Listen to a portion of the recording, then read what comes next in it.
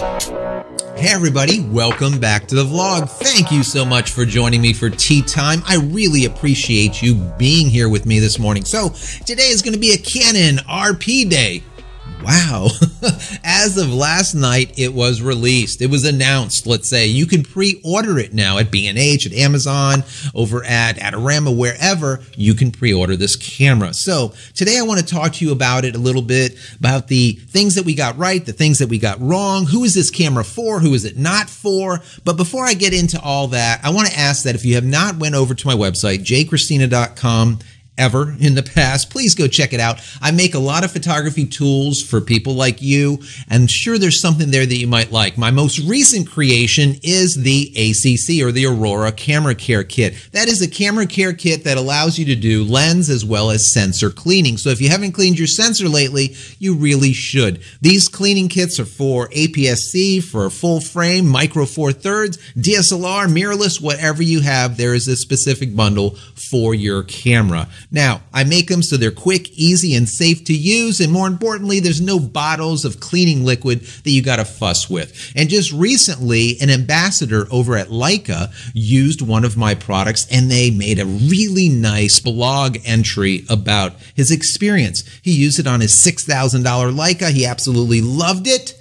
So go and check that out in the comment area. I'll probably put a link and also in the description. Go check out his blog. Now, the shameless plug is done, so let's get right into the Canon EOS RP. So, like I said, we're going to go through some of the things that we got right, some of the things we got wrong, things that I think that we should highlight. Now, we got right from the very beginning the pixels. What is the megapixels on this camera? It is the 26.2. So it is not the 24 that we originally thought. 26.2. Why? Because that is the EOS 6D Mark II sensor reused. Also, we found out that we can use all of the lenses. Doesn't matter if it's an EF lens, an EF-S lens, or the RF lenses on this camera with an adapter. The RF doesn't need one, but the EF-S and the EF can be adapted, which is really good. We had this question, can you use the EF-S glass, like an STM glass, on this? And the answer is absolutely yes, which is really good. We did say that it had dual pixel AF, and that's absolutely correct. It does.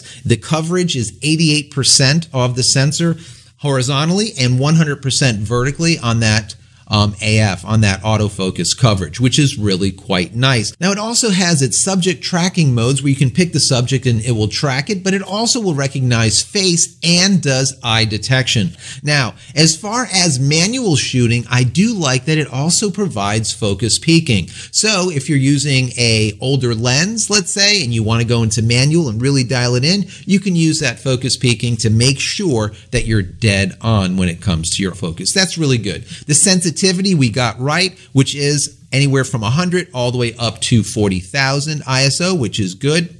Your shutter speed goes to a maximum of 1/4000th of a second. That's with your electronic shutter, which is nice. Also, the OLED. It does have a OLED EVF. We were questioning that at the beginning as we were looking at it. It didn't look like an OLED in the picture, but it is. And it is a 2.36, that's 2 million dot OLED. So it's going to look crispy. It's going to look really nice. And the coverage is 100% vertical and horizontal. Also, it has a customizable button for depth of field. I like that. Be able to look in there, hit the button, and see what your depth of field is going to look like. All of these EVFs are just awesome to me because it's basically augmented reality, right? You look through the EVF and what you see is what you get, right? It's WYSIWYG. Very, very cool. Also, the flash sync. We're going to sync up to 1/180th of a second. I would like to see 1/200th or maybe even 250th of a second or even higher. For me, I like that quicker sync, but we're getting 1/180th. Next, we were absolutely dead on when it comes to continuous shooting. You can shoot up to 5 frames per second continuous shooting until the card is full, but the maximum shooting speed with AF tracking on is 4 frames per second. So if you're going to be tracking your subject, you're going to get a maximum of 4 frames per second, which to me is abysmal. Anyways, we'll get into that later. Next, as far as video goes, we said that yes, it was going to have full HD and it was going to shoot 4K. That is absolutely the case, but 4K will go up to 24 frames per second, 25 frames per second. Full HD will do 60 frames per second. That is awesome. The problem is in 4K, we're going to lose DPAF, no dual pixel AF. Once again, it's being neutered. I'll get to that later. Canon. Anyways, as far as video, it will not give you a whole bunch of 4 GB files on your SD card. As long as you have a exFAT card that is an SDX card, you will be able to write continuous one file, which is kind of cool. For me, I'm used to, with the 80D that I shoot with, a whole bunch of 4 GB files, and then you just strap them together and it's perfect. I never miss a single frame, or very rarely, so it's good enough for me. But this is kind of cool that we have that now. Also, you can grab out of the 4K video 8.3 megapixel images. Doesn't matter. To me, it doesn't. Because capturing at, for example, 24 frames per second, everything's going to be blurry anyways. Nothing's going to be rock solid, crispy anyways. Until we are able to capture at like 240, frames per second or even higher when we're actually stopping motion, these stills are going to look pretty much like garbage. Doesn't matter what megapixels. A lot of megapixels of garbage is still garbage. Garbage in, garbage out. It doesn't matter. This is still video. We're not there yet. But eventually, we'll be able to shoot video and then pull frames out in the future. It's not there as of yet. Next is the HDMI output. It does have both 4K out and full HD. And it's uncompressed, which is 422 8-bit. I would like to have seen 422 10-bit, but I'm okay with it. At least we're getting that clean, let's call it feed out, which isn't bad. We're not binning pixels with like a 420. So that is kind of nice. And like I said, we are losing DPAF, no dual pixel AF in that 4K, but we do have it in full HD 1080p, which is good. Now, also they said firmware updates are available for the camera, for the lenses, for the speed lights, as well as the remote control and your lens adapter, which is cool. So we're going to be able to get more updates, more firmware updates for everything. Yeah, I'll get into that also later. As far as the SD card, it does have a single SD card and it is a UHS-2. So it is high-speed SD, which is good. Now the battery, just as we suspected, it is a LP-E17, the same tiny battery that is being used in the M-KISS or the M50, all right? Why they did that, I really don't know. We're getting a maximum of like 240, 250 shots. That is it.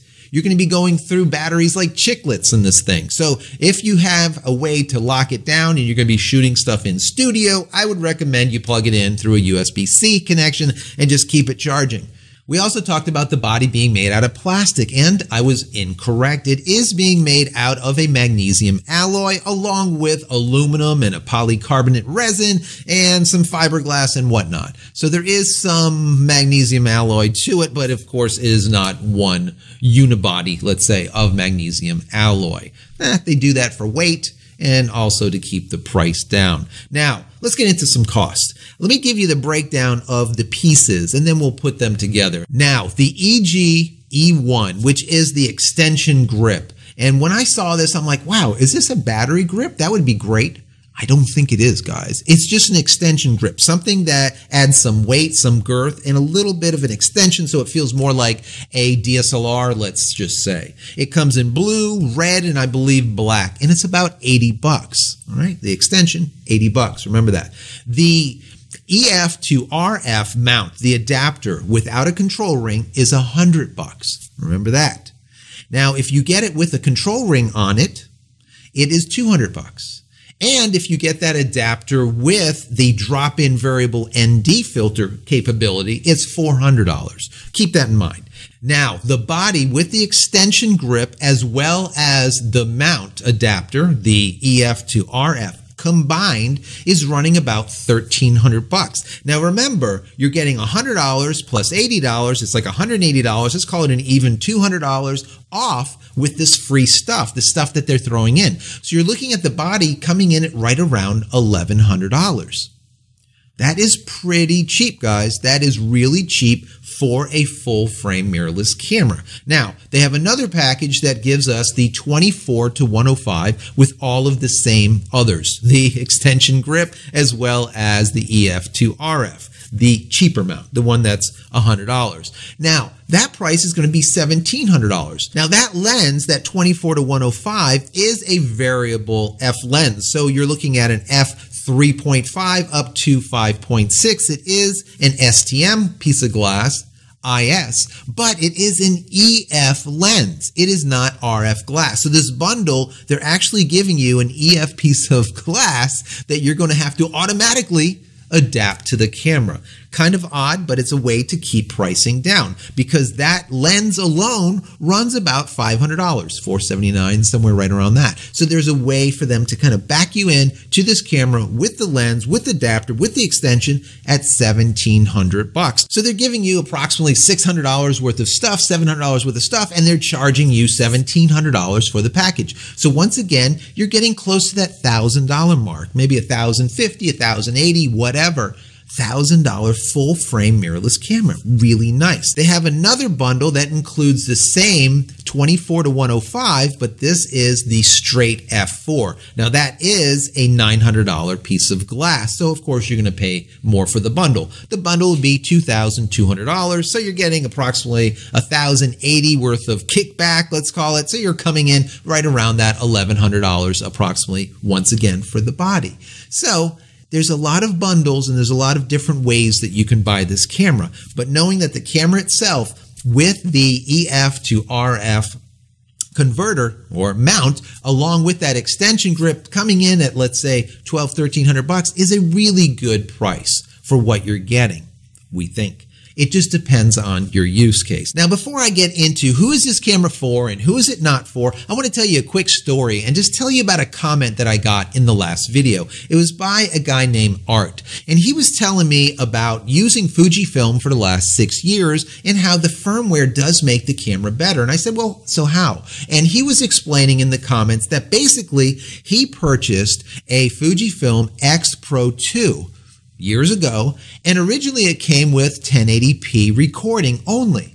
And after a short period of time with a firmware update, that camera started shooting 4K. Now bear in mind, guys, that specific camera, that Fujifilm X Pro 2, came out March 2016, and by the middle of 2017, it was already shooting 4K. We're now in 2019. Keep that in mind. Canon is talking about doing these firmware updates, but the thing is the firmware updates that they do will always be just fixes, band-aids. You're not going to see them do anything else. Keep in mind, the M50, the M-KISS, they neutered it by taking out dual pixel AF in 4K mode. They did the exact same thing with this camera, with the Canon EOS RP. It's neutered in 4K. If you go to 4K, you no longer have that dual pixel AF for tracking. It is a problem. Now, could they do it? Could these cameras actually shoot 4K with DPAF? Absolutely. I will guarantee you, I'll bet the house on it. But will they ever give it to us? The answer is no. So as long as you're okay with it, then it's not an issue. So who is this camera not for? I would say this camera is not for anyone that wants to shoot 4K. Forget it. It just doesn't make sense because you're not going to be able to track properly. And it's also not good for someone that shoots sports. Only at an abysmal 4 frames per second is just not going to cut it with AF turned on. That's a problem. So who is this camera for? I think that if you want to move into the RF ecosystem, this is a great entry point.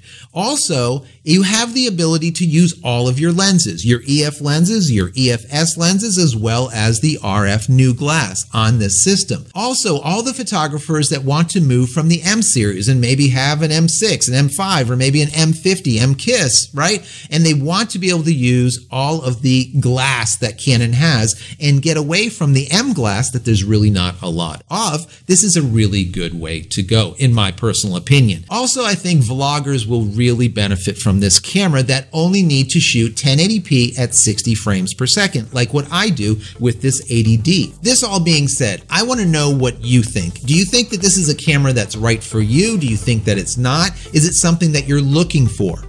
Yes or no? In the comment area, let us all know what you think about this Canon EOS RP.